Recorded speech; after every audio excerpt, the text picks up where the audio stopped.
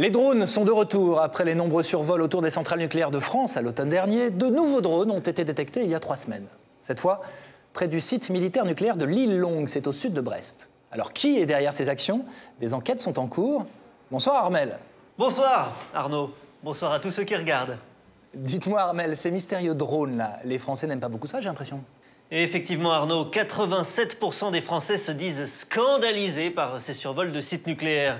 Il faut dire qu'une grande majorité de Français restent très attachés aux utilisations traditionnelles des drones, à savoir mater la voisine qui bronze nue dans son jardin et faire des films chiants vus du ciel pour l'émission Thalassa.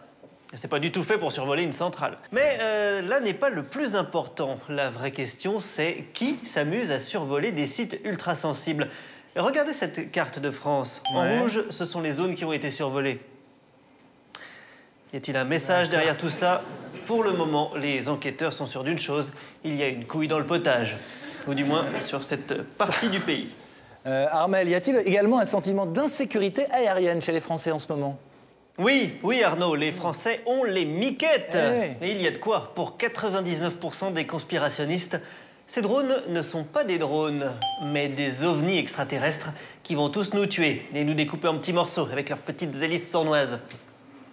Alors, faut-il pourchasser ces machines par tous les moyens? Oui, nous disent les Français, sauf s'il s'agit de chacoptères. 68% des sondés l'affirment, ceux-là sont trop cool. D'ailleurs, ce drone existe vraiment, hein. Son inventeur s'appelle Bart Janssen. Non. Sur Twitter, Henri37 nous dit « C'est quand même chelou qu'on n'arrive pas à les choper ». Non, Henri37, ça n'est pas si chelou. Comment voulez-vous attraper un drone dans les airs, hein? C'est impossible. Regardez, petite démonstration. Je vais survoler une journaliste de l'autre JT dans son bureau. C'est interdit, Armel. On décolle, regardez. Je serais même bien surpris si elle remarque même la présence de ce petit... Pauvre Sarah. Non, mais il était tout neuf. Oui, mais bon... Oui, mais... Bon, écoutez, quoi qu'il en soit, la chasse au drone est ouverte. 68% des agents de police seront équipés de cette nouvelle arme, dès demain. Voilà Arnaud, les chiffres sont les chiffres, eux ne se trompent jamais.